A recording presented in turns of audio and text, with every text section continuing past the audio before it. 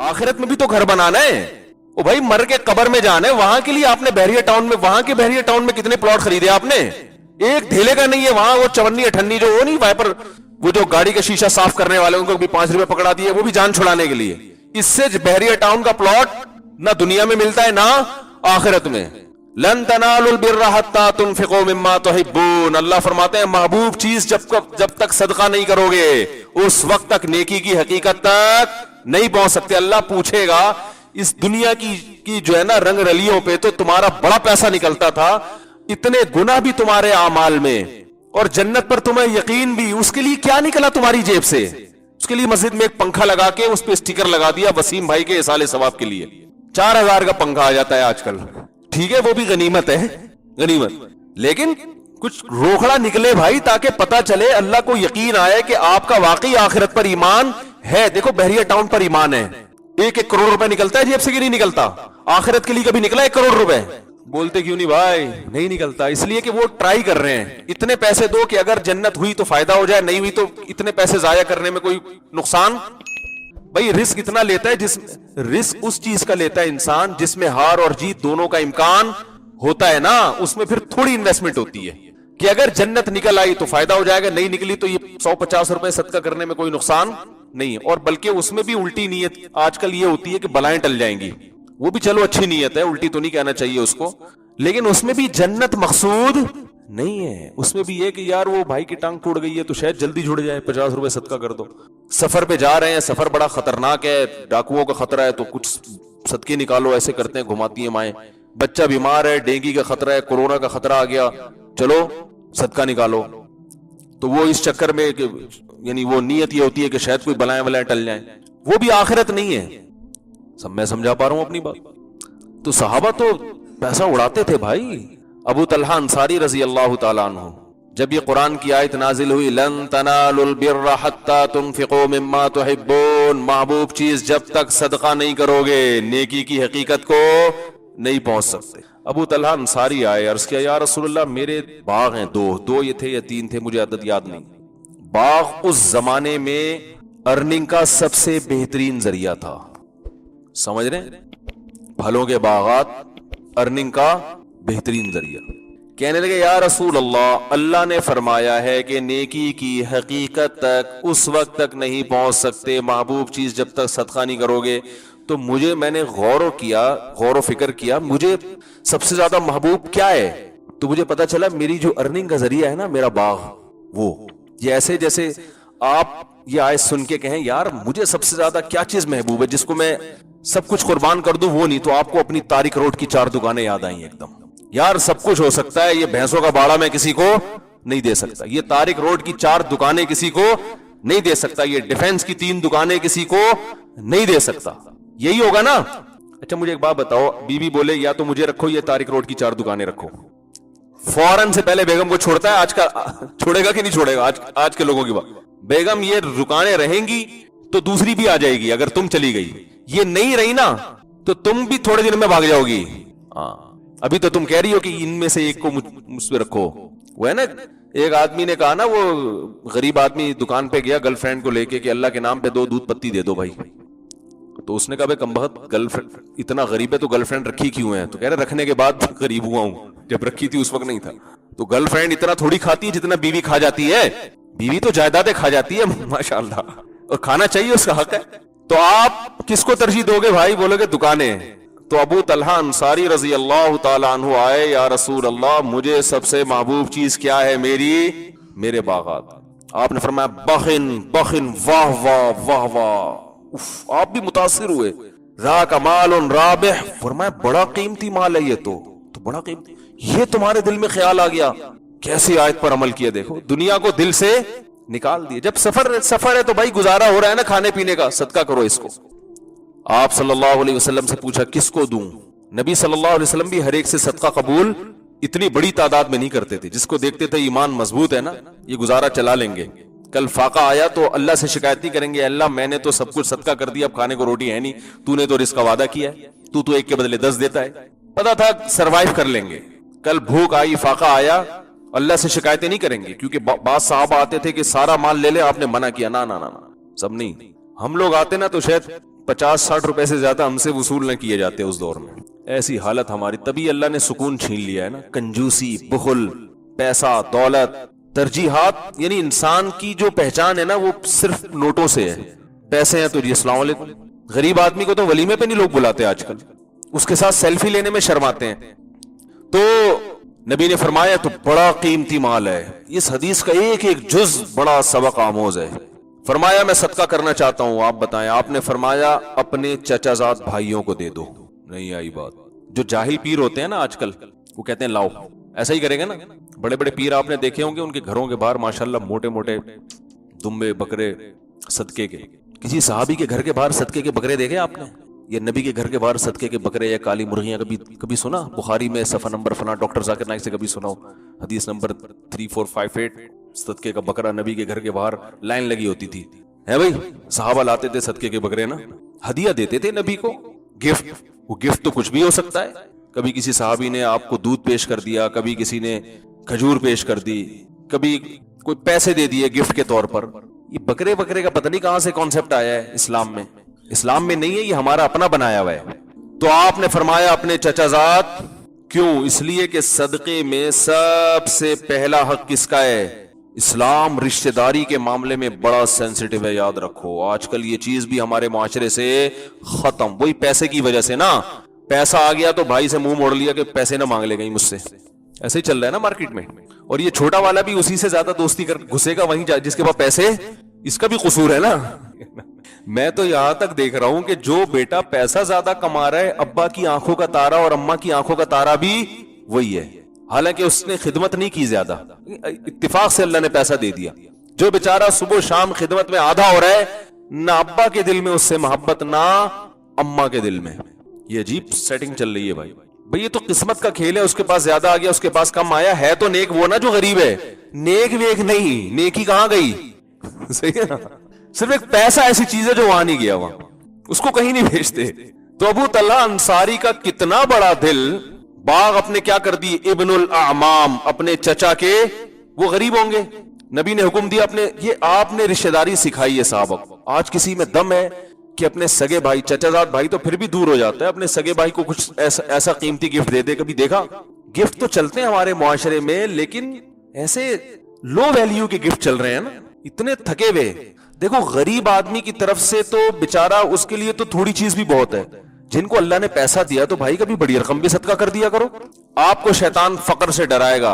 अश्शैतानु यईदुकुमुल फक्र, कुरान कह रहा है कि जब तुम सदका करोगे शैतान तुम्हें फकर से डराएगा। इससे पता चलता है सदका वो होता है जिसमें फकर का खौफ भी आ रहा हो। हमारे सदकों से यकीन होता है कि कुछ भी नहीं होने वाला, इतने थोड़े से पैसे सदका कर रहे होते हैं।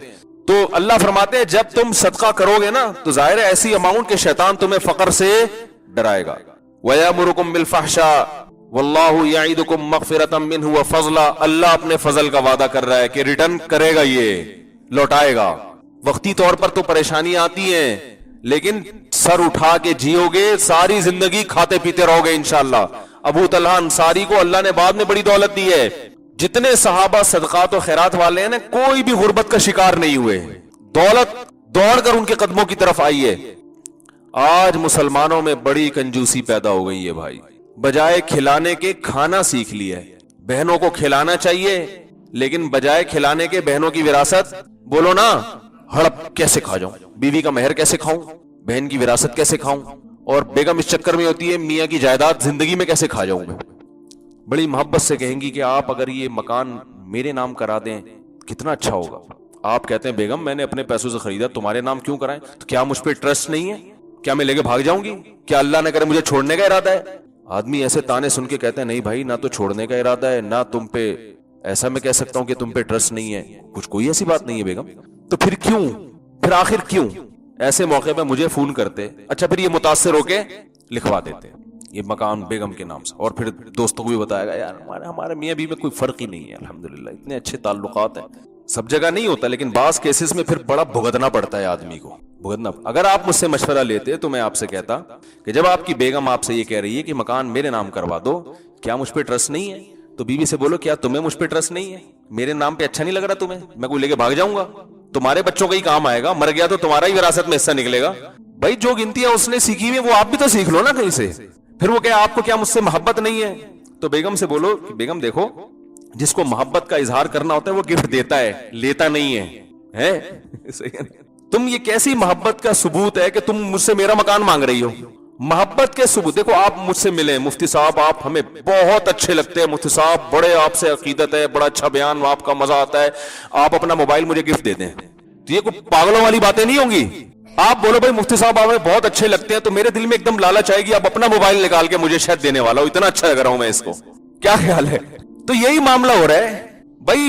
बीवी पर भी तो लाजिम है कि वो शौहर से मोहब्बत करे, तो औरत को चाहिए कि शौहर जब मकान आपके नाम कर रहे हैं तो कह रहे हैं आप मेरे सर के ताज हैं, आपको ये मकान मेरे नाम करने की जरूरत नहीं है, मुझे आप पर पूरा एतमाद है, आपका पैसा मेरा ही है, आपने आज तक कभी फर्क नहीं किया, आप अपने पास ही रखें, मुझे तो आप चाहिए। फिर मजा आएगा ना, उल्टी कहानियां चल रही हैं, फिर मजा आएगा भाई। मोहब्बत का इजहार के लिए कुछ पेश करना पड़ता है, जायदादें लिखवा के फिर वो इख्तलाफात का तो कोई टाइम थोड़ी होता है, जब इख्तलाफात होते हैं तो बड़ी अच्छी मोहब्बतों में भी इख्तलाफात शुरू हो जाते हैं। बेटे के नाम जायदाद कर दी जिंदगी में ही, मैं मना करता हूं, क्यों कर रहे हो भाई? तुम्हारा पैसा है अपने पास रखो।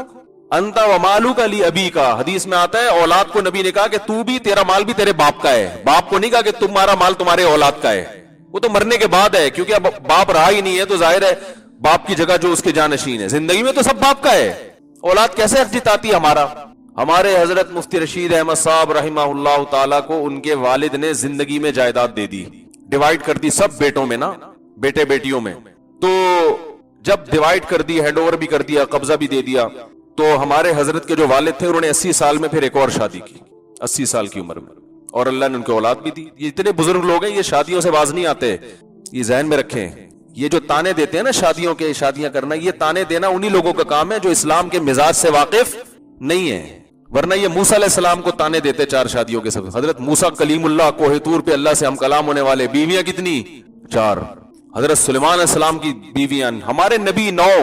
हाँ, हुकूक पहले हैं, ये मैं बार बार कहता हूं, हुकूक अदा नहीं करना फिर नहीं कर सकते, या एक के हुकूक अदा नहीं कर रहे फिर इजाजत नहीं है दूसरी की। तो हजरत वो बूढ़े थे, अकेले थे, एक और शादी कर ली उन्होंने, कहा चलो भाई। देखो बीवी का अल्टरनेट कोई नहीं होता, बुढ़ापे में ना आदमी को, बुढ़ापे में भी औरत चाहिए, ये ज़हन में रखो। आप कह सकते हैं जब इतने बच्चे हैं तो अब्बा आपसे शादी करके क्या करना है, तो ये मसला आदम अलैहिस्सलाम को भी दिया जा सकता था। अल्लाह ने आदम अलैहिस्सलाम के लिए बाप बनाया किसी को? बोलो ना भाई, माँ बनाया किसी को? है भाई, बहन बनाई कोई भाई पैदा किया कि ये अकेले हैं तो इनके लिए एक अब्बा भी होने चाहिए, एक अम्मा भी होनी चाहिए, एक भाई भी होना चाहिए, एक बहन भी? ना ना ना ना। सबसे पहला रिश्ता जो दुनिया में वजूद में आया वो कौन सा? मियां बीवी। अल्लाह ने कहा आदम, और जन्नत में, हालांकि जन्नत में तो तफरीकी सारी चीजें मौजूद हैं, तो जन्नत में आदम अलैहिस्सलाम बोर हो रहे हैं तो अल्लाह ने उनके लिए क्या बनाया? अम्मा हव्वा को। तो भाई अब्बा अगर बूढ़े हो जाएं, अगर वो चाहते हो तो किसी से कर दो, बेचारे की उनकी तन्हाई दूर हो जाएगी, दिल की बात कर सकेंगे उनके सामने। रुकावटें ना डाला करो इसमें। नेक औलाद को चाहिए अब्बा की खुद शादी कराए, लेकिन अब्बा भी तो कंजूस थे ना, वो नहीं करा रहे थे बच्चों की, तो फिर बच्चे भी ऐसे ही निकलते हैं। तो बच्चे पता है क्या कर रहे होते हैं? अब्बा की अब शादी हो गई तो विरासत 8वां हिस्सा वहां चला जाएगा, वही दौलत पैसा। ओ भाई तुम्हारे मुकद्दर में जो है वो तुम्हें इंशाअल्लाह, पहले अब्बा का सुकून देखो। अब्बा कोई बात नहीं, बाज लोग शादी कराते हैं ये लिखवा के कि विरासत में उसका हिस्सा नहीं होगा। क्यों नहीं होगा? तुम्हारी सौतेली माँ है भाई, तुम्हें तो चाहिए बढ़ चढ़ के दो उसको। जब इंसान के दिल में पैसे की लालच आती है ना, वो अखलाक से गिरी हुई हरकतें लाजमी करता है। तो हमारे हजरत के वालिद ने निकाह कर लिया, अल्लाह ने औलाद भी दे दी। जब औलाद हुई है तो बेटा हो गया, तो उनके वालिद ने कहा कि मैं तो सारी जायदाद तकसीम करके बांट बूट के फारिग हो चुका हूं, इस बेचारे का तो कोई हिस्सा है नहीं। भाई इधर तवज्जो। तो हजरत के वालिद ने अपने सारे बेटों को बुलाया और कहा देखो, अब देखो कानून ये है कि जब बाप बेटों को दे के हैंड ओवर कर चुका हो तो अब राइट किसका है? बेटों का। हमारे यहां बाप भी जबरदस्ती छीन रहा होता है और औलाद उधर से छीन रही होती। बाप अपने कानून पे अमल कर रहा है। सब बेटों को बुलाया कि भाई देखो मसला ये है कि ये जितने जो है ना सब मुझे वापस कर दो, मैं दोबारा से तकसीम करूंगा। वजह उसकी तुम्हारी यानी गोया के नवाजिश होगी अगर आप लोग हमें ये वापस कर दोगे। तो हजरत ने फरमाया कि मुझे तो इसको अपना कहते हुए शर्म आ रही है, मेरा कहां से है ये? आप हमसे कह रहे हैं कि अपनी जायदाद अपने प्लॉट हमें वापस कर दो, हमारा कहां से हो गया? आपने कमाया, आपने ही हमें गिफ्ट दिया, तो ये तो आपका है, हमारा थोड़ी है। भाई क्या हो गया? فرمائے ہمارا کہاں سے ہو گیا, فری پھوکٹ میں بیٹھے بیٹھے ابا نے کوئی چیز گفٹ, ہمارے کہاں سے ہو گیا, آپ کی چیزیں آپ زبردستی لو بھائی. تو غیرت جب ہوتی ہے نا انسان کو, تو وہ باپ کے مال کو اپنا کہتے ہوئے اسے, جملہ مکمل کریں, شرم آتی ہے. اور آج اولادوں کو دیکھو, ابا کی آنکھوں میں یہ ہمارا حصہ ہے, ہمیں ہمارا حصہ چاہیے. تو آپ نے کمایا ہی ہے جو آپ کا حصہ ہے یہ. بعض لوگ کہتے ہیں ہم نے اپنے ابا کے کاروبار کو یہاں سے وہاں تک پہنچایا تو اس میں ہمارا, یعنی یہ تو ہمارا ہے. تو کاروبار تو ابا کا تھا نا بھائی, کاروبار کس کا تھا؟ ابا کا تھا. ابا کا نہ ہوتا پھر پہنچا دیتے. پھر دیکھتے کیا. ایک صاحب کا میرے پاس فون آیا کہ مجھے کاروبار کے لیے پیسے چاہیے, تو اگر میں لوگوں سے کہتا ہوں کہ 8-10 لاکھ مجھے دیں, تو ان کمبختوں کو بھی فری پھوکٹ میں اس کا حصہ دینا پڑے گا نا. سمجھ رہے, ان کے الفاظ یہ تھے کہ پھر وہ گھر بیٹھ کے کھائیں گے, یعنی محنت میری ہوگی, ان کو جو 20%, 25%, 70%, وہ تو گھر بیٹھے کھائیں گے, محنت میں کروں گا. تو اس لیے میں لوگوں سے نہیں, میں چاہتا ہوں بینک سے سودی قرضہ لے لوں. تو کیا شریعت میں گنجائش ہے؟ سمجھ رہے ہیں بات کو؟ میں نے کہا بھائی جان, آپ جو محنت کر کے کمائیں گے نا, وہ پیسہ کس کا ہوگا؟ وہ فری پھوکٹ میں نہیں, وہ 10 لاکھ روپے انویسٹ کر کے کما رہے ہیں. سمجھ رہے ہیں کہ نہیں سمجھ رہے؟ اب دیکھو, پیسے جیب میں نہیں ہے, صرف محنت ہے. تو صرف محنت سے ملتا ہے کچھ؟ تو جس نے پیسہ دیا تو اس کا بھی تو حق ہے نا کہ پرسنٹیج کے حساب سے اس کو بھی پروفٹ دیں. تو جو مزدور آدمی ہے جس کے پاس پیسہ نہیں ہے, وہ انویسٹر کو دیتے ہوئے اس کو یہ لگ رہا ہوتا ہے یہ فری میں کھا رہا ہے. تو اگر آپ سمجھ رہے ہو کہ آپ محنت سے کھا رہے ہو, تو پھر آپ پیسوں کے بغیر محنت کر لو.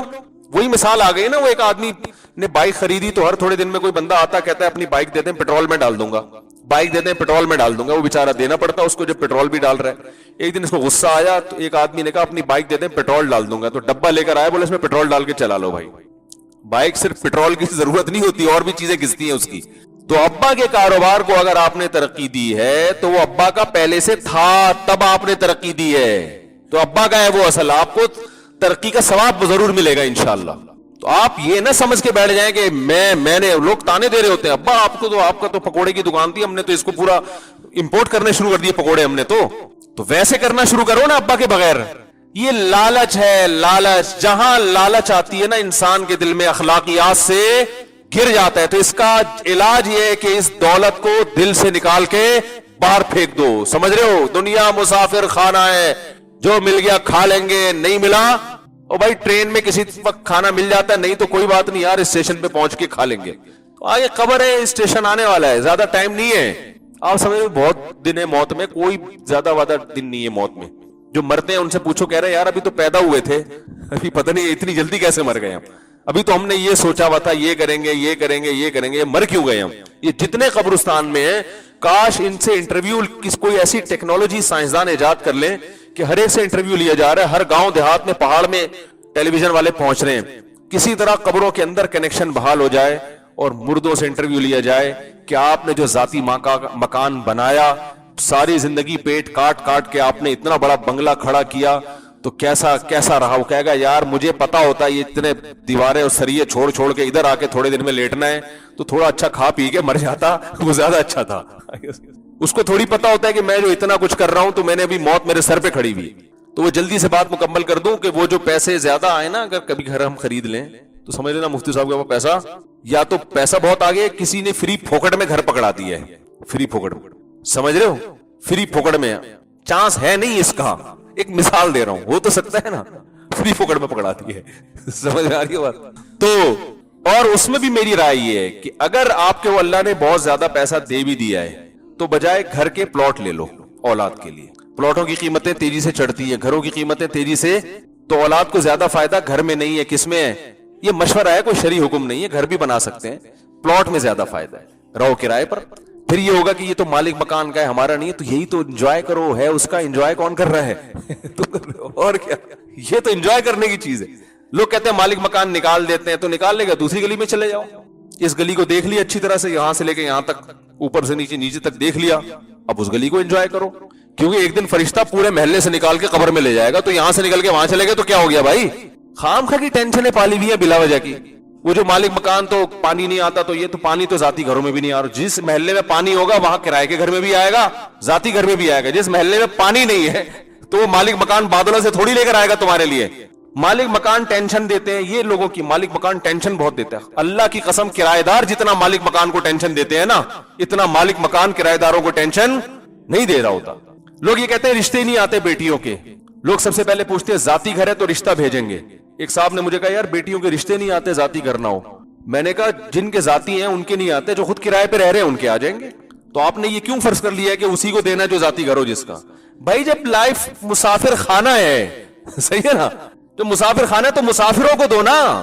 अरे क्या हो गया, जब आप गाड़ी में सफर कर रहे हो तो जो आपके साथ सफर में बैठे हुए हैं उनसे दोस्ती लगा ली तो क्या हो गया? जरूरी तो नहीं जो स्टेशन पे दुकान खोल के बैठा उसी से दोस्ती लगानी है। तो मुसाफिरों के साथ रहो, तो बेटियां भी मुसाफिरों को दो। हजरत अली के पास तो कुछ भी नहीं था, इंतहाई गुर्बत, एक ऊंट था।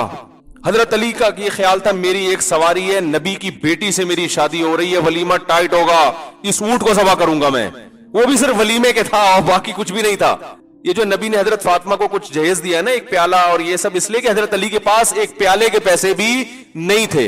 हजरत अली ने सोचा नबी की बेटी से निकाह हो रहा है, वलीमा तो हो ना। हजरत हमजा ने वो ऊंट ज़बह करके दोस्तों को खिला दिया।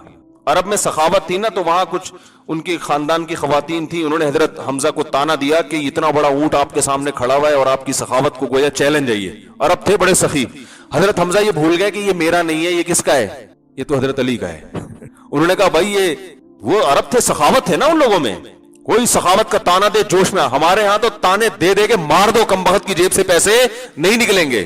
कहेगा यही तो है, वो अरब थे ना अरब। उन्होंने शायरी की, औरतों ने ताने दिए कि हमजा ये ऊंट खड़ा हुआ है, और उन्होंने कहा उठे उसकी। हजरत अली फरमाते हैं मैं जब आया तो मैं अपने आंसुओं पे काबू पे आप सदका कर रहे हैं, या सदका फितर जो ईद के दिन फितराना लाजिम होता है, तो ये सदकात हैं वाजिब। और एक सदका होता है नाफिला।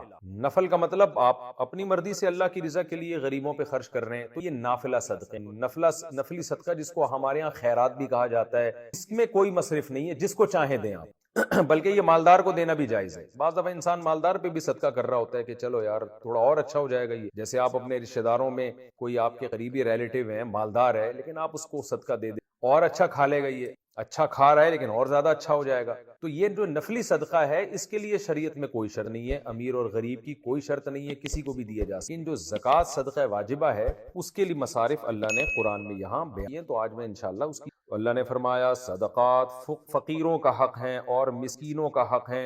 फकीर और मिस्कीन में क्या फर्क है? देखें, नॉर्मली जब कुरान में ये लफ्ज अलग अलग इस्तेमाल हो तो फकीर से मुराद, मिस्कीन से मुराद कोई फर्क नहीं है। लेकिन जब दोनों इकट्ठे इस्तेमाल होते हैं तो फिर दोनों का अलग अलग मफहूम बयान करना। जैसे कि कुरान ने जहां मोमिन कहा तो मोमिन से मुराद मुस्लिम है, मुस्लिम कहा तो मुस्लिम से मुराद मोमिन है। लेकिन जब ये दोनों लफ्ज इकट्ठे इस्तेमाल होंगे तो फिर मुस्लिम का अलग तर्जमा किया जाएगा, मोमिन का अलग। मोमिन का तर्जमा अकीदा उसका सही हो, मुस्लिम का तर्जमा प्रैक्टिकली भी वो इस्लाम को फॉलो कर रहा हो, ये तर्जमा किए। तो यहाँ भी ऐसे ही है कि चूंकि दोनों एक ही आयत में इस्तेमाल हुए हैं तो फकीर का तर्जमा अलग होगा, मिस्कीन का अलग होगा। तो फकीर और मिस्कीन में क्या फर्क है? दो मशहूर कौल हैं इसके बारे में, मैं उन्हीं को बयान करूंगा जो राजे कौल है। बाकी इसके अलावा बहुत सारे अखवाल हैं, जो राजे कौल है वो एक कौल तो ये है कि फकीर उसे कहते हैं ला माला लहू, जिसके पास धेला भी ना हो, यानी बिल्कुल ही जीरो पर आया वो। और मिस्कीन उसे कहते हैं जो ऐसा तो नहीं है कि बिल्कुल ही उसके पास कुछ भी नहीं है, लेकिन निसाब से कम कम माल उसके पास मौजूद। निसाब से कम माल किसे कहते हैं? सोना, चांदी, नकदी, माल तिजारत और जरूरत से जायद सामान। ये पांच चीजें या इनका मजमुआ, या इनमें कोई चार, या इनमें या दो, या एक ही चीज, ये 52.5 तोला चांदी से कम कम हो। यानी नबी सल्लल्लाहु अलैहि वसल्लम के दौर में 200 दिरहम की जो वैल्यू, उससे कम अगर किसी के पास ये पांच चीजें या पांच चीजों का मजमुआ होगा तो वो मिस्कीन कहलाए। क्योंकि हादीस से हमें 200 दिरहम का, 200 दिरहम को एक मयार बनाया गया था, और आज के दौर में 200 दिरहम 52.5 तोला चांदी के बराबर। तो एक फुकाहा ने मयार करार दिया है कि भाई साहिब निसाब ना हो कोई आदमी। दोबारा बता देता हूँ, ये मेरा जो चैनल है ना, आस मुफ्ती तारिक मसूद मसाइल का जो चैनल है, उस पे ज़कात का निसाब कई दफा डिटेल, शरीयत में जिस पे ज़कात फर्ज होती है उसके पास कितना माल होना जरूरी, और वो शख्स जो ज़कात ले सकता है उसका मयार किया है। तो वहां डिटेल में बयान कर चुका हूँ, मुख्तसर दोबारा यहाँ बयान कर रहा हूँ ताकि ये टॉपिक हमारा यहीं पे कंप्लीट हो जाए। खूब समझ लें, सोना, चांदी यानी गोल्ड और सिल्वर, और तिजारती माल। तिजारती माल का मतलब ये होता है आपने कोई माल खरीदा हो इससे कि मैं इसको बेचूं। और चौथी चीज है कैश अमाउंट, डॉलर है, रियाल है, करेंसी है पाकिस्तानी, कोई भी कैश होता है आपके पास। और पांचवी चीज है जरूरत से जायद सामान। जरूरत से जायद सामान वो होता है नॉर्मली घरेलू सामान में वो सामान जो पूरे साल इस्तेमाल ना हो। اور پراپرٹی میں وہ پراپرٹی جو نہ آپ نے کرائے پہ دی ہوئی اور نہ آپ اس میں خود رہ رہے ہوں، نہ وہ زراعت کے لیے استعمال ہو رہی ہے، ویسے ہی پلاٹ پڑا ہوا ہے آپ کا، تو یہ پانچوں چیزیں جو ہے یہ ان کو کاؤنٹ کیا جاتا ہے. تو یہ پانچوں چیز جس شخص کے پاس 52.5 تولہ چاندی سے کم ہوں گی وہ غریب کہلائے گا شریعت کی نظر میں، اس پر اس کو زکوٰۃ دی جا سکتی. اگر 5 چیزیں نہیں 4 چیزیں یا 2 چیزیں تو بھی ہے. مثال کے طور پر ایک آدمی کے پاس کیش اماؤنٹ ہی 1 لاکھ روپے ہے آج کی تاریخ یعنی جولائی 2022، تو کیش اماؤنٹ کسی کے پاس اتنا پڑا ہوا ہے تو 52.5 تولہ چاندی کی قیمت سے زیادہ ہے وہ 1 لاکھ روپے، تو پھر وہ زکوٰۃ نہیں لے سکتا. یا کیش اماؤنٹ تو تھوڑا ہے لیکن اس کے ساتھ سلور ملا دیا، سونا ملا دیا تو اتنا بن جاتی ہے اس کی مارکیٹ ویلیو. خلاصہ بار میں جو بیان کر رہا ہوں، 5 یا 4 چیزیں یا 3 چیزیں یا 2 یا ایک ہی چیز اگر 52.5 تولہ چاندی کے برابر ہوگی تو وہ زکوٰۃ کا مستحق نہیں ہے، وہ مسکین کہلائے گا شریعت، اور اس کے لیے زکوٰۃ لینا جائز نہیں ہے. اس سے کم کی مالیت ہے تو زکوٰۃ لینا جائز. ہاں اگر کسی کے پاس 52.5 تولہ چاندی کے برابر یہ چیزیں ہیں لیکن قرضہ اس سے بھی زیادہ ہے تو بھی وہ زکوٰۃ لے سکتا ہے، جیسے کہ آگے قرآن نے قرض داروں کا الگ سے تذکرہ کیا. مثال کے طور پر کسی بار 1 لاکھ روپے پڑے ہوئے ہیں 52.5 تولہ چاندی قیمت کے برابر، یہ چاندی پڑی ہوئی ہے 52.5 تولہ، لیکن قرضہ جو اس کے اوپر بنتا ہے وہ 2 لاکھ کا بن رہا ہے، وہ زکوٰۃ لے سکتا ہے. تو یہ خوب اچھی طرح سمجھ لیں کہ تو مسکین کی ڈیفینیشن کیا ہوئی کہ مال تو ہو لیکن نصاب سے کم، اور فقیر کی ڈیفینیشن کیا ہوئی سرے سے مال ہی نہیں. تو اللہ نے دونوں کا تذکرہ کیا کہ دونوں زکوٰۃ کے مین ہیں. سوال پیدا ہوتا ہے کہ اللہ صرف مسکین کا ہی تذکرہ کر دیتے فقیر کا نہ کرتے، کیونکہ جب مسکین کو دینا جائز ہوتی تو فقیر کو دینا تو بطریق اولا جائز ہوتی. تو قرآن نے فقیر کا تذکرہ الگ سے کیا ہے موٹیویشن کے لیے. معاشرے میں آپ کو بہت سے ایسے لوگ بھی نظر آئیں گے جن کے پاس دھیلا بھی نہیں ہوگا، تو ان کو الگ سے ہائی لائٹ کیا جا رہا ہے ان کی ویلیو کو بیان کرنے کے لیے کہ یہ بھی زکوٰۃ کے مستحق ہیں. اور صرف یہ نہیں، اگر یہ نہیں ملتے تو مسکین کو بھی تم دے سکتے. تو یہ حکمت ہے اس میں، دونوں فریق کو اللہ نے الگ الگ ذکر کر دیا تاکہ ہمیں یہ نہ لگے کہ بھئی فقیر ہی کو دینا ضروری ہے. تو اللہ نے بتا دیا کہ بہتر ہے کہ فقیر نہیں ملتا تو اس کو بھی دے سکتے. تو یہ ایک ڈیفینیشن مسکین کی کیا ہوئی، جس کے پاس نصاب سے کم. اور بہت سے فقہا کہتے ہیں کہ فقیر اور مسکین میں ایک فرق یہ بھی ہے کہ فقیر جو دیکھنے سے ہی لگتا ہو، کہ دیکھنے سے نہ پتہ چلتا ہو، یعنی جس کے پاس مال نہ ہو، یہ ہے ڈیفینیشن، خواہ دیکھنے سے لگے یا نہ لگے. لیکن مسکین اس کو کہتے ہیں جو غریب ہو اور حلیے سے بھی غریب لگتا ہو، یعنی مسکنت اس پہ جھلک رہی ہو، کیونکہ مسکنت عربی میں ذلت کو بھی کہتے ہیں. تو مسکین کا مطلب کیا ہوا، اس کے یعنی ذلت سے مراد یہ ہے کہ چہرہ اور لباس سے لگ رہا ہو کہ یہ بیچارہ معاشرے کا ایک پست آدمی، اس کے پاس مال نہیں. تو پھر یہ ایک اعتباری فرق ہو جائے گا، لفظی اختلاف ہو جائے گا.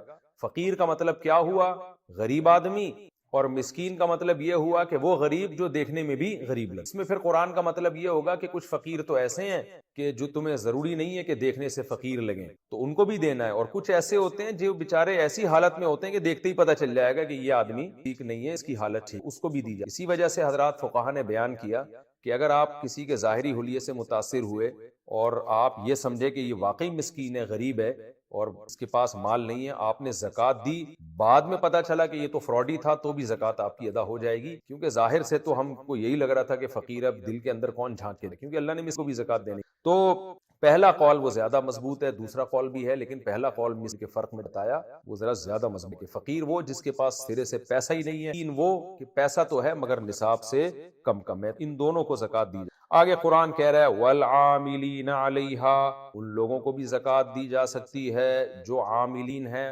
عامل مطلب عمل کر رہے ہیں زکوٰۃ پر، یہ ایک ٹرم ہے. عاملین ان کو کہا جاتا تھا جو گورنمنٹ کی طرف سے، خلیفہ کی طرف سے زکوٰۃ کی وصولی پر معمول، وہ اگرچہ مالدار ہوں، غریب نہ بھی ہوں، پھر بھی گورنمنٹ ان کو زکوٰۃ کے پیسوں سے تنخواہ دے سکتی. یہاں مراد ان کی تنخواہ ہے. جیسے حکومت نے بھیجا بھائی زکوٰۃ لے کر آؤ فلاں جگہ سے، جا کے لوگوں سے جمع کرو تاکہ ہم اس کو غریبوں پہ خرچ کریں. تو جو گورنمنٹ کے ملازمین جائیں گے تو گورنمنٹ انہی زکوٰۃ کے پیسوں سے ان کی تنخواہیں بھی دے سکتی ہے. یہ مطلب ہے اس آیت کا. یہ مطلب نہیں ہے کہ یہ عاملین ادھر ادھر سے جا کے زکوٰۃیں اکٹھا شروع اپنی جیب میں ڈالنا شروع. والمؤلفۃ قلوبہم. اچھا یہ بھی بتا دوں کہ یہ بھی حکومت کے ساتھ خاص ہے. عام آدمی اگر کسی شخص کو بھیجتا ہے کسی فقیر مالدار سے زکوٰۃ کی وصولی کے لیے، تو وہ اپنی زکوٰۃ کے پیسوں میں سے اس عامل کو اجرت نہیں دے سکتا. اگر دے گا تو زکوٰۃ ادا نہیں ہوگی. خوب سمجھ لیں اچھی طرح. تو ایک عام آدمی کے لیے جائز نہیں ہے. صرف گورنمنٹ کو یہ حق حاصل ہے کہ وہ ان زکوٰۃ کے پیسوں سے ان عاملین کی تنخواہیں دے سکتے. والمؤلفۃ قلوبہم. اللہ کہتے ہیں اسی طرح زکوٰۃ ان کا بھی حق ہے، یا صدقات واجبہ ان کا بھی حق ہے جو مؤلفۃ القلوب ہیں، یہ بھی ٹرم ایک استعمال ہوتی ہے۔ ہوا یہ تھا کہ رسول اللہ صلی اللہ علیہ وسلم کے دور میں بہت سے عرب کے سردار ایسے تھے جو اسلام کے بہت قریب تھے، تو آپ نے ان کا دل رکھنے کے لیے ان کو ہدیے، ان کا اکرام کیا، کیونکہ عزت دار لوگ جو ہوتے تھے نا، وہ پہلے بھی وہ تلوار کے زور سے یا آپ ان کو نیچا دکھانے کی کوشش کریں، اس سے وہ نہیں مانتے تھے۔ تو ان کو نبی صلی اللہ علیہ وسلم نے عزت دی، رسپیکٹ دی، کیونکہ ہمیشہ سے وہ اسی عزت کے عادی تھے۔ ان کا اکرام کیا، ان کو آپ نے پیسے دیے، ہدیے دیے، تو اس سے وہ اسلام کے قریب آ گئے اور وہ مسلمان ہو گئے۔ اسی طرح کچھ ایسے لوگ بھی تھے جو ایمان لائے تھے لیکن ایمان میں مضبوط نہیں تھے، جیسے کہ بعد میں بہت سے لوگ ایمان لائے ہیں، قرآن کہتا ہے ان کا ایمان ان لوگوں کی طرح نہیں ہے جو پہلے ایمان لے کر۔ ان کے بارے میں ڈر یہ تھا کہ ان کا اگر اکرام نہ کیا گیا تو یہ بدگمان نہ ہو جائے۔ صلی اللہ علیہ وسلم نے ان کا بھی اکرام کیا۔ تو پہلے زکوٰۃ کے مستحقین میں یہ لوگ بھی شامل تھے جن کو المؤلفۃ القلوب کہا جاتا تھا، کہ اسلام دشمنی کو کم کرنے کے لیے، جو اسلام دشمن قوتیں ہیں ان کے شر کو توڑنے کے لیے ان کو سرداروں کی مدد کی جاتی تھی زکوٰۃ کے ذریعے۔ لیکن نبی کے دنیا سے جانے کے بعد صحابہ کا اجماع ہو گیا کہ اب اسلام کو، چونکہ اپنا وجود اسلام کا قائم ہو چکا ہے، اس وقت تو اسلام خطرے میں تھا نا، اس کا امکان ہی تھا کہ جڑ سے ہی نہ ختم ہو جائے کہیں، لیکن اب ایسا امکان چونکہ ختم ہو گیا ہے تو صحابہ ہی کا اجماع ہو چکا تھا اس کے اوپر کہ اب المؤلفۃ القلوب کو حصہ نہیں دی، اب یہ والا جو حصہ ہے یہ ہمیشہ کے لیے ساقط ہو گیا قیامت تک کے لیے۔ تو صحابہ کا اس پر اجماع ہو گیا تھا، اور اجماع بھی دلیل قطعی ہے۔ اس کے بعد بھی آج تک امت کا اس پر اجماع ہی رہا ہے کہ اب کسی غیر مسلم کو اسلام کے قریب لانے کے لیے زکوٰۃ قطعاً نہیں دی، یہ ناممکن ہے۔ اگر کوئی اس آیت کا سہارا لے گا تو وہ غلط ہے، کیونکہ اجماع امت کے خلاف ہے۔ قرآن ہی نے کہا ہے کہ جو عامۃ المسلمین کے راستے کو چھوڑتا ہے، تو قرآن ہی کی آیت ہے کہ ہم اس کو جہنم کی طرف لیں گے۔ قرآن ہی نے اجماع کو حجت قرار دیا۔ تو جب ایک مسئلے پر اجماع ہو گیا تو اب یہ مسئلہ ختم ہو گیا۔ تمام فقہا کا، تمام مفسرین کا یہی قول ہے کہ المؤلفۃ القلوب والا جو حصہ تھا وہ ہمیشہ کے لیے ساقط ہے۔ یہ ہو گئے جی 4 مصارف، ایک فقراء، مساکین، عاملین، مؤلفۃ القلوب۔ 5واں جس کو قرآن بیان کرتا ہے وفی الرقاب۔ وفی الرقاب کا مطلب یہاں بھی مضاف محذوف ہے۔ اکثر مثال دیتا ہوں، ہم کہتے ہیں گاڑی پنچر ہو گئی ہے، حالانکہ گاڑی کا ٹائر پنچر ہوا ہوتا ہے، تو ٹائر کو حذف کر دیا ہوتا ہے یہ بتانے کے لیے کہ سامنے والا عقل مند ہے، اسے پتا ہے گاڑی تھوڑی اس کا ٹائر پنچر۔ ہم کہتے ہیں میں 3 ڈشیں کھا گیا بریانی، یعنی کہ نہیں کھائی ہوتی نا، بریانی کھائی ہوتی۔ تو یہ مجازن اس طرح کے الفاظ حذف ہوتے رہتے ہیں۔ تو یہاں بھی قرآن کہہ رہے ہیں گردنوں میں بھی تم زکوٰۃ دے سکتے ہو۔ کیا مطلب؟ گردنیں چھڑوانے میں، فی فک الرقاب۔ گردن چھڑوانے سے مراد کیا ہے؟ رقبہ کی جمع رقاب آتی ہے، گردن سے مراد ہے یہاں غلام آزاد کروانا۔ پہلے زمانے میں ایسا ہوتا تھا، اور قرآن نے بھی اس کی ترغیب، کہ غلام بعض دفعہ اپنے مولا سے یہ ایگریمنٹ کرتا تھا کہ اگر مولا کہتا تھا تم مجھے 1 سال میں فار ایگزامپل 1 کروڑ روپے کما کے دے دو تو تم آزاد ہو، یا تم 50 لاکھ کما کے دے دو، یا 10 لاکھ کما کے دے دو، جو بھی اس زمانے کے حساب سے چاندی کی ویلیو۔ تو غلام بڑی محنت کرتا تھا۔ اب اسلام نے چونکہ غلاموں کے آزاد کرانے کی بہت زیادہ ترغیب دی ہے، سورہ نور میں اللہ نے مولا کو ترغیب دی ہے، آقا کو، کہ تم اگر فری میں غلام آزاد نہیں کرتے تو عقد مکاتبت کر لو۔ اس کو کہتے ہیں عقد مکاتبت، کہ اس سے عقد کر لو کہ اتنے پیسے کما کے دے دو تو تم آزاد ہو۔ تو یہ والا عقد کر لو، یعنی اسلام چاہتا ہے کہ کسی طرح غلامی سے لوگ نکلیں، تو فری میں نہیں آزاد کرتے تو کوئی معاہدہ کر لو اس سے کہ سال میں اتنے پیسے کما کے دے دو گے تو تم آزاد ہو۔ تو اس سے پھر غلام محنت میں لگ جاتا تھا۔ تو قرآن یہ کہہ رہا ہے کہ کوئی بھی غلام جس نے اپنے مولا سے یہ ایگریمنٹ کیا کہ میں 1 سال یا 6 مہینے یا 2 سال میں اتنے پیسے کما کے دے دوں تو میں آزاد ہوں، اور مولا نے اس ایگریمنٹ کو قبول کر لیا، تو ایسے غلاموں کی چھڑوانے میں بھی زکوٰۃ ادا کی جا سکتی ہے۔ کیا مطلب؟ ایسے غلاموں کے ساتھ زکوٰۃ کے ذریعے تعاون کیا جا سکتا ہے۔ آپ ان کو زکوٰۃ دیں، یہ لے بھائی تو 1 کروڑ میری طرف سے لے اور اپنے آپ کو آزاد۔ تو یہ بھی زکوٰۃ کا بہترین مصرف ہے۔ چونکہ آج کل غلاموں کا دور ختم ہو چکا تو یہ والا مصرف بھی عملاً اب ممکن نہیں رہا ہے۔ جہاں اگر کوئی غلامی کا سسٹم دوبارہ کبھی شروع ہو گیا تو یہ بھی ہو جائے گا، غلاموں کو آزاد کرانے کے لیے زکوٰۃ دی جائے گی، لیکن آج کل غلام ہوتے نہیں۔ تو یہ جو عام خادمین ہیں یہ اگر غریب ہوں گے تو ان کو زکوٰۃ دی جائے گی، غریب نہیں ہوں گے تو زکوٰۃ نہیں، ان کو غلاموں پر قیاس نہیں۔ اچھا، غلام میں جو مرد غلام تھے وہ بھی داخل ہیں، اور لونڈیاں جو تھیں، عورتیں جو غلام ہوتی تھی وہ بھی داخل ہیں۔ اگر کوئی عورت اپنے مولا سے یہ عقد کر لے کہ میں اتنے پیسے دے دوں گی میں آزاد ہوں، تو اس کا بھی یہی، اس لونڈی کے ساتھ بھی زکوٰۃ کے ذریعے تعاون کیا جاتا ہے۔ یہ چوتھا مصرف ہو گیا، 1 2 3 4 5واں مصرف ہو گیا۔ چھٹا مصرف قرآن بیان کر رہا ہے والغارمین، قرض داروں پر۔ قرض داروں کو بھی زکوٰۃ دی جا سکتی ہے۔ قرض دار کا مطلب کیا ہے؟ کہ نصاب سے زیادہ قرضہ کسی پہ چڑھ گیا، جیسے میں نے ابھی ڈیٹیل بتائی نا آپ کو، ایک آدمی کے پاس 52.5 تولہ چاندی کے برابر رقم تو ہے، اب لوگ اسے مسکین تو نہیں سمجھیں گے، لوگ کہیں گے بھائی اس کے پاس تو اتنا پیسہ ہے، لیکن قرضہ اگر اس سے بھی زیادہ ہے اتنا قرضہ ہے کہ اگر وہ قرضہ ادا کرے تو صاحب نصاب نہیں رہتا، وہ 52.5 تولہ چاندی کے برابر اس کے پاس مال بچتا ہی نہیں ہے۔ مثال کے طور پر آج 52.5 تولہ چاندی کی قیمت ہے ₹1,00,000 اور قرضہ اس پہ چڑھا ہوا ہے 50,000 کا، تو ظاہر ہے قرضہ اگر مائنس کریں گے تو حقیقت میں یہ 50,000 کا مالک ہے، تو صاحب نصاب نہیں ہے، لہذا اس کو زکوٰۃ دی جا سکتی۔ تو یہ مطلب ہے والغارمین کا کہ اگر کسی کے اوپر قرضہ چڑھا ہوا ہے اس کو بھی زکوٰۃ دی جا سکتی ہے۔ خوب سمجھ لیں، خام خواہ میں قرضہ چڑھنے سے زکوٰۃ نہیں ہوتی۔ مثال کے طور پر آپ 1 کروڑ روپے کے مالک ہیں اور قرضہ آپ پر 20 روپے چڑھا ہوا ہے، تو اب کوئی آدمی زکوٰۃ مانگے لوگوں سے، لوگ کہیں تیرے تو کروڑوں کا مالک ہے، وہ کہے نہیں جی میں 20,000 میرے اوپر قرضہ چڑھا ہوا ہے، تو وہ زکوٰۃ کا مستحق نہیں ہے۔ اب اگر وہ یہ دلیل دینا شروع کر دے کہ قرآن کہہ رہا ہے کہ قرض داروں کو زکوٰۃ دو، تو میں بھی تو قرض دار ہوں، تو یہ غلط استدلال ہوگا۔ یہاں قرض داروں سے وہ والا قرض مراد ہے جو نصاب سے زیادہ قرضہ ہو یا اتنا قرضہ ہو کہ وہ ادا کیا جائے تو نصاب بچتا ہی نہیں، ایسے قرض دار کو زکوٰۃ دی جا سکتی ہے، کیونکہ یہ تفصیلیں حدیث میں اور فقہ میں ملتی ہیں۔ تو قرآن کی آیتوں کو ایز اٹ از لے لینا اور درمیان سے صحابہ اور تابعین کی جو تفسیر ہے اس کو نکال دینا، یہ بہت بڑی جہالت ہے، کیونکہ آج ایسے متجددین پیدا ہو رہے ہیں جو کہتے ہیں ہم صحابہ سے، تابعین، مجتہدین، مفسرین سے قرآن نہیں سمجھیں گے، ہم خود تفسیر میں پھر یہ جہالتیں لوگ کرنے بیٹھ جاتے ہیں۔ یہ خطرہ ہوتا ہے کہ ہر قرض دار کو کہہ دیتے ہیں بھی زکوٰۃ دے دو۔ وفی سبیل اللہ، اسی طرح اللہ کے راستے میں بھی زکوٰۃ دی جا سکتی ہے۔ اس پر بھی پوری امت کا اجماع ہے کہ یہاں اللہ کے راستے سے مراد جہاد ہے۔ وہ مجاہد جو اللہ کی راہ میں لڑ رہا ہو، اگرچہ وہ مالدار ہے لیکن وہ اپنے مال تک پہنچ نہیں سکتا، کیونکہ جہاد میں اکثر لوگ سفر میں ہوتے ہیں تو اس کی اپنی مال تک رسائی نہیں ہے، تو ایسے مجاہد کے ساتھ بھی تعاون کیا جا سکتا ہے زکوٰۃ کی، اس کو اسلحہ خرید کے، اس کو علاج کے پیسے دے۔ آگے اللہ فرماتے ہیں وَابْنِ السَّبِيلِ، اسی طرح مسافر کو بھی زکوٰۃ دی جا سکتی ہے۔ تو خوب سمجھ لیں، مسافر سے بھی وہ مسافر مراد ہے جو اگرچہ مالدار ہو لیکن سفر کی وجہ سے اپنے مال تک اس کی رسائی نہ ہو۔ وہ مسافر جو ڈیبٹ کارڈ یا ATM کارڈ لے کے گھوم رہا ہے اور جب چاہے بینک سے پیسے نکال سکتا ہے، اس مسافر کو زکوٰۃ دینا جائز نہیں ہے۔ یہ بھی میں آپ اس لیے عرض کر رہا ہوں کہ اس پر بھی پوری امت کا اجماع ہے کہ یہاں مسافر سے ہر مسافر مراد نہیں ہے، کیونکہ اس آیت کا بھی لوگ غلط استعمال کر سکتے۔ ایک آدمی کراچی سے سفر کر کے اسلام آباد گیا 2 دن کے لیے، کراچی میں بحریہ ٹاؤن میں 25-30 پلاٹ پڑے ہوئے ہیں اس کے اور کروڑوں روپے بینک میں پڑا ہوا ہے، اور وہ وہاں جا کے زکوٰۃ مانگ رہا ہے، اور لوگ کہہ رہے ہیں کہ تو کروڑ پتی آدمی ہے، تو وہ آیت پیش کرے، قرآن کہہ رہے جی مسافر کو بھی زکوٰۃ دی جائے، میں تو مسافر ہوں، دیکھو میں 4 کے بجائے 2 فرض پڑھ رہا ہوں، تو یہ بھی غلط استدلال ہو، کیونکہ یہاں مسافر سے پوری امت کا اجماع ہے۔ بہت سی آیتوں کی تفسیر اجماع کرتا ہے، صحابہ کرتے ہیں، تابعین کرتے ہیں، فقہا کرتے ہیں۔ اس تفصیل کے بغیر اگر آپ قرآن کو لیں گے تو آپ گمراہ ہو جائیں گے۔ تو خوب سمجھ لیں، وہ والا مسافر جو سفر کی وجہ سے اپنے گھر سے اتنا دور ہو کہ اس کی اپنے مال تک رسائی ممکن ہی نہ ہو، منگوا ہی نہ سکتا ہو پیسہ۔ پہلے زمانے میں ایسا ہوتا تھا، اب نہیں ہوتا۔ اب تو آپ امریکہ بھی چلے جاؤ تو آپ پیسے اپنے آپ کے اگر یہاں پاکستان میں اکاؤنٹ میں رکھے ہوئے آپ نکلوا سکتے ہو، کسی سے لون لے سکتے ہو وہاں پہ کہ میں پاکستان آ کے واپس کر دوں گا۔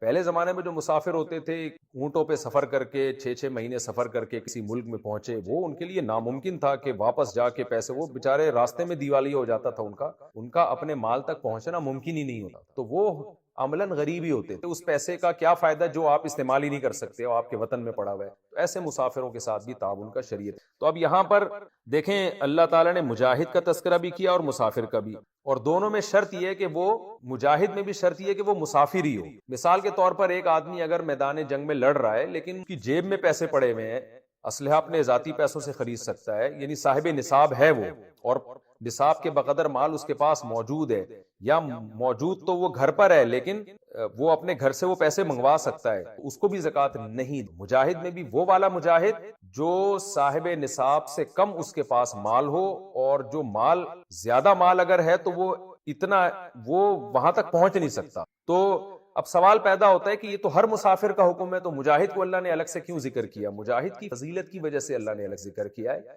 کہ عام مسافروں کو بھی دیا جائے گا اور مجاہد بھی دیا جائے گا، یہ بتانے کے لیے کہ مجاہد کو اللہ الگ سے ایکسپوز کر رہے ہیں کہ اس میں ڈبل ثواب ہے۔ ڈبل ثواب اس لیے کہ ایک تو غریب ہونے کی وجہ سے دے رہے ہیں، نمبر 2 مسافر ہونے کی وجہ سے، نمبر 3 مجاہد ہونے کی، اس کی فضیلت زیادہ تھی، اس لیے ہے وہ بھی مسافر، لیکن اس مسافر کو عام مسافروں سے الگ کر کے بیان کیا جا رہا ہے، یعنی جو مجاہد جب سفر میں ہوگا اس مجاہد مسافر کو عام مسافروں سے الگ کر کے بیان کیا جا رہا ہے، اور اس کو عام مسافروں سے پہلے بیان کیا جا رہا ہے، یہ بتانے کے لیے کہ اگر کوئی شخص اللہ کے راستے میں لڑنے کے لیے گیا ہوا ہے اور اس لیے سفر میں ہے اور ایک آدمی کسی اور وجہ سے سفر میں ہے تو دونوں مسافر برابر نہیں ہے، اس میں مجاہد کو ترجیح دی جائے گی عام مسافروں، یہ بتانے کے لیے۔ باقی دیں کسی کو بھی دیں زکوٰۃ تو ادا ہو جائے گی۔ یہ 8 اللہ نے مصارف بیان کی، اس میں بڑی ڈیٹیل ہے، اس میں فقہا کا کچھ اختلاف بھی ہے، میں وہ پورا آپ کے سامنے بیان کرتا ہوں۔ اس میں 2 مشہور اختلاف حضرات فقہا کے ہیں۔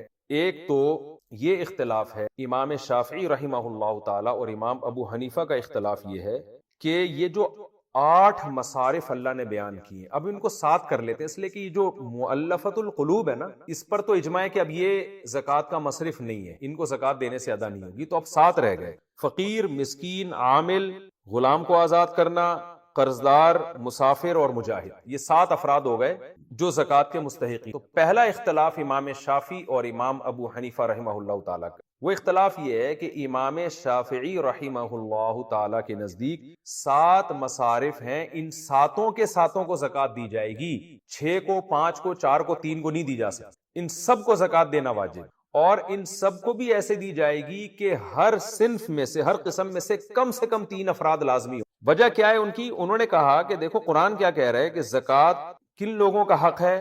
فقیروں کا بھی، مسکینوں کا بھی، عاملین کا بھی، غلاموں کا بھی، اور مسافروں کا بھی، مجاہدین کا بھی۔ تو جب ان کا حق ہے تو اگر ان میں سے کسی ایک کو بھی آپ نے محروم کر دیا تو اس کے حق سے آپ نے ان کو محروم کی۔ مثال ایسے جیسے میں کہتا ہوں کہ بھائی یہ جو میں نے کھانا پکایا ہے یہ ان سب کا حق ہے، تو اس کا مطلب سب میں تقسیم کیا جائے گا نا وہ، تو کہتے ہیں قرآن جب کہہ رہے یہ سب کا حق ہے تو اس کا مطلب زکوٰۃ سب کو دی جائے گی۔ اور پھر دوسری بات امام شافعی کہتے ہیں کہ جمع کے صیغے آئے ہیں، فقیروں کا حق ہے، مسکینوں کا حق ہے، عاملوں کا حق ہے، غلاموں کا حق ہے، مجاہدین کا حق ہے، مسافروں کا حق ہے، یعنی فی ابن سبیل سے مراد بھی مسافرین ہیں۔ تو ان میں سے اتنے افراد کو دی جائے گی کہ جمع کا لفظ ان پہ صادق ہے، ایک فقیر کو دینے سے نہیں ادا ہوگی، کم سے کم 3 فقیروں کو دینی پڑے گی، تاکہ 3 کا لفظ عربی میں جمع کے لیے آتا، اور مسکین ایک کو نہیں، کم سے کم 3 مسکینوں کو دینی پڑے گی، اسی طرح غلاموں میں 3 غلاموں کو۔ تو یہ امام شافعی رحمہ اللہ تعالیٰ کی رائے ہے۔ امام ابو حنیفہ رحمہ اللہ تعالیٰ کی رائے یہ ہے کہ قرآن نے یہاں پر یہ نہیں بیان کیا کہ ان سب کا حق ہے لہذا سب کو دینی ہے،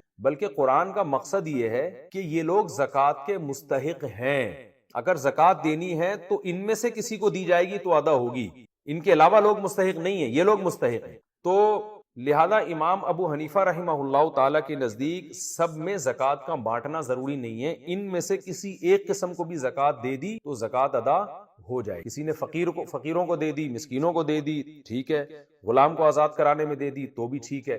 تو وہ کہتے ہیں کہ ان کا مقصد یہ نہیں ہے قرآن کا کہ ان سب کا حق ہے، بلکہ قرآن کا مقصد یہ کہ یہ سب مستحقین میں شامل ہیں، لہذا ان میں سے کسی کو بھی دے دو کہ زکوٰۃ ادا ہو جائے گی۔ میں دلائل کی دنیا میں نہیں جاتا، دونوں کے اپنے اپنے دلائل ہیں اور فقہ کی کتابیں اس سے بھری ہوئی ہیں، کیونکہ یہ بڑا اختلاف ہے، مشہور اختلاف ہے، اس لیے میں جو لسنر ہیں اس تفسیر کے سننے والے، صرف میں یہ چاہتا تھا ان کے سامنے یہ اختلاف آ جائے۔ اسی وجہ سے شافعی مسلک میں جو ہے وہ کم سے کم 3 افراد میں بانٹی جاتی ہے زکوٰۃ، اور ہر شخص ان میں سے اب ظاہر غلام تو رہے نہیں، ان کو تو اب دینے کا کوئی تو خود بخود مستثنی ہو گئے، باقیوں میں سے ہر ایک کو دی۔ اب ان میں سے دلائل کی دنیا میں کس کا مذہب راجح ہے کس کا راجح نہیں ہے یہ ایک الگ بحث ہے، لیکن اتنی بات ضرور ہے کہ اس زمانے میں امام شافعی کے فقہ پر عمل کرنا بہت مشکل ہے۔ وجہ اس کی یہ کہ زکوٰۃ دینے میں فقیر کو الگ تلاش کرنا، مسکین کو الگ تلاش کرنا، مسافر کو الگ تلاش کرنا، یہ بہت مشکل کام ہے۔ تو اس میں امام حنیفہ کا جو مذہب، جو ان کی رائے ہے، وہ